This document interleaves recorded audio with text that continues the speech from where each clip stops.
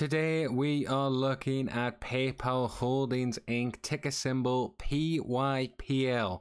It is currently trading at $64.35 a share. Now this is a favorite among value investors at the moment, and we are going to be talking about that later in this video.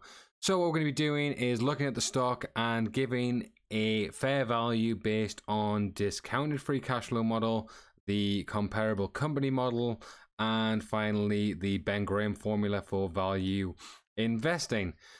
So let's have a look at the stock price over the last year. It is down 14% to this $64 mark.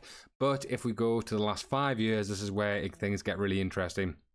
The stock was previously trading at $308 a share, and since that time it is down around about 79%. Now this is one of the main reasons why some value investors are pretty bullish on this stock.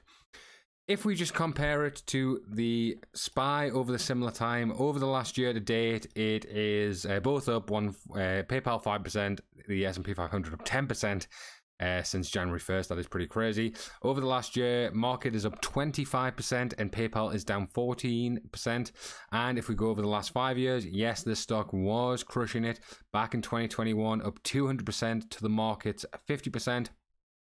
But the market has done around 80% over the last 5 years, where PayPal is down 40%. So this is why usually you cannot go wrong if you just buy and hold the market and use a little bit of money on the side to invest in some fun stocks. But if you invested PayPal over the last 5 years, you'll be down 40%, whereas your index investing friends will be up 80%. But is this the right time to buy? So let's put the ticker into my automated stock valuation spreadsheet. What this will do is it will load up all the company's financials, and then we can take a slightly deeper look. So currently $64 a share, market cap of 69 billion, PE ratio of 16.8. Now the market currently has an average of around about 28.12, so that is one of the reasons why people think this stock is undervalued. Earnings per share of $3.84 and a beta of 1.45, which means it is a lot more volatile than the market. 1.1 billion shares and an analyst target price of $70 a share. Now, we do have a little summary of the company's financials, but let's take a deeper look. So here we have the revenues of the company going back to 2015, and we can see pretty steady growth actually for PayPal, which is why people like this stock. It is up to its all-time high of 29.77 billion and a 5-year growth rate of around about 14%. Now, yes, it does look like it's slowing ever so slightly in the last 3 years, which would be a negative, but the stock has grown pretty well over the last since 2015. Next, we're going to have a look at net income. This is the profit, and this is telling a slightly worse story. Yes, it is up 15.6% since 5 years ago, but the last 4 years have been stagnant. 2020, 4.2 billion, big jump from 2019 to 2020. Down slightly in 21, down massively in 2022, but then back up in 2023 to its all-time high of 4.25 billion. Now, we would like more steady growth here, but it did shoot up in these years and dropped, but then has regained it. So yes, it is growing, but we would like to see this probably more in line with the revenue growth. Next, we want to look at the shares outstanding. Why do we like this? Well, if the company is issuing more shares, they could potentially diluting shareholders, whereas if they buy them back, they're rewarding shareholders. And as we can see here, PayPal are buying back their shares. Now, normally I would say this is a good thing, but if we go look at the stock price, and they were buying stocks back in 21 to 22, where the stock price was anywhere from $240 to $300 to $200 a share.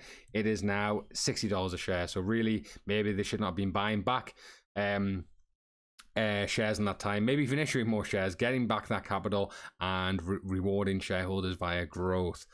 But yeah, not always is buying back shares the best idea. Assets versus liabilities, we can see here that pretty consistently it has been neck and neck, with assets and liabilities being about the same since 2020.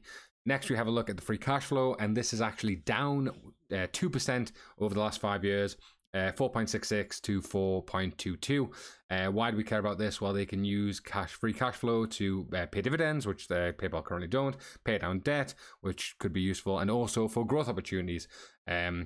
So looking at this, I would assume that discounted free cash flow does not like this stock, because discounted free cash flow models values things based on expected future cash flows. But you can see here, currently based on averages, it actually has it as a share price of $105 a share. So that is actually pretty high. So let's have a look at these numbers here and see if there's anything that I disagree with. First, I look at the revenue, 9%. Obviously, we got 17%, 15% in 21, 22, and about 8% or 7.5% in those other times. So let's have a look at what analysts are expecting over the next 5 years. They're actually expecting 20% growth. That is very, very bullish. If I was to put up obviously 20% revenue growth, this would be a $150 stock. Let's go on the conservative side, 7.5%, still a $97 stock. Net income margins, we'll go to the more recent number of about 14%, still $83 a share. And free cash flow ratio, let's just increase this a little bit to what it was, $90 a share. Now this is expecting growing free cash flow, which would be the trend you want to see. Obviously, if this is decline free cash flow, different, but still a $90 stock, which is a 38% increase. So discounted free cash flow, surprisingly, I would say likes this stock. Normally these fintech companies, it does not like it, but this is why a lot of people are saying this is a value play. Next, we're going to have a look at the comparable companies model, and what this is a way to compare companies based on different types of metrics or similar companies of similar size and industry. And the metrics that we are looking at here are EV to revenue, EV to EBITDA, which is earnings before interest, taxes, depreciation, amortization, and PE. And we give values based on these metrics and then a final implied value. So the companies that I was actually looking at in terms of PayPal, because it's hard to see sort of exact competitors, but two that are in the space or a similar space, which people have said about, is Visa and MasterCard. So let me, Visa and MA. I was going to do American Express, but unfortunately some of the metrics it doesn't actually have here, so I'm unable to do it, so it knocks off some of my charts. We're just going to directly compare Visa and MasterCard. And what we can see here is, yes, Visa and MasterCard are a lot bigger, 70 billion compared to the 370 and 440 size.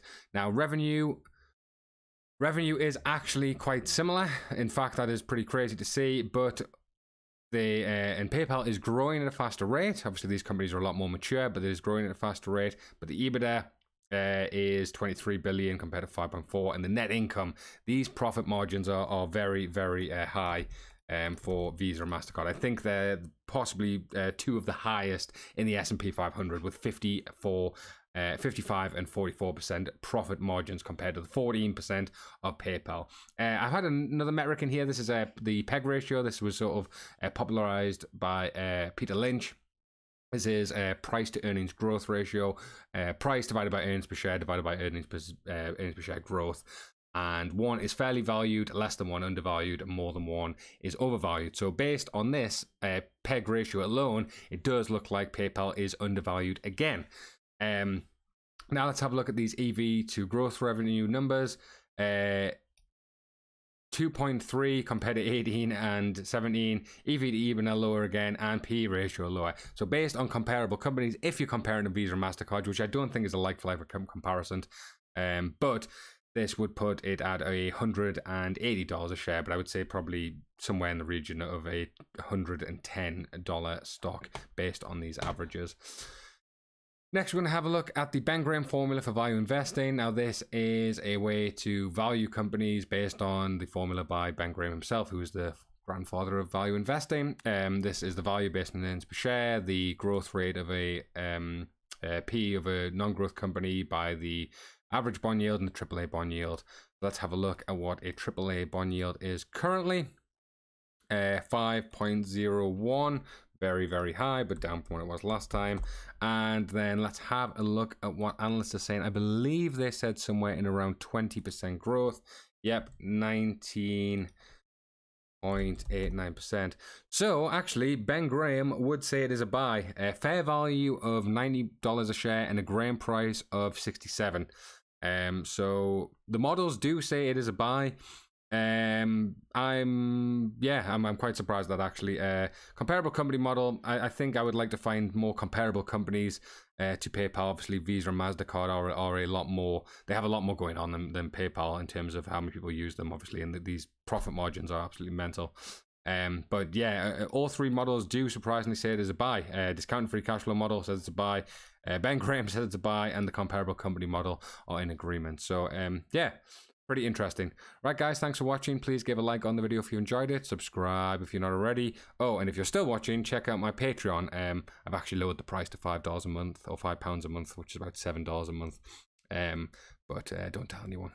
But yeah, right, guys, thanks for watching, and I'll catch you guys later.